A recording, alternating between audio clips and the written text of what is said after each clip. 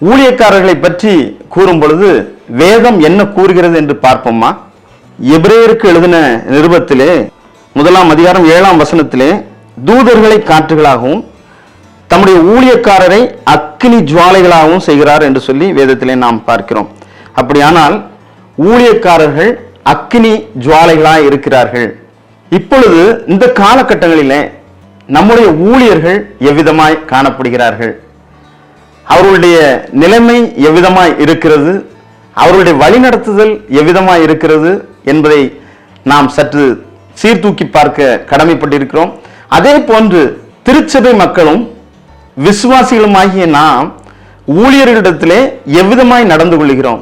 ஆண்டவர் கற்பித்தபடி நாம் நடந்து கொள்கிறோமா, இல்லையென்றால் நம்முடைய மன விருப்பத்தின்படி நடந்து கொள்கிறோமா என்பதை நாம் இந்த இடத்திலே சற்று சீர்தூக்கி பார்க்க கடமைப்பட்டிருக்கிறோம்.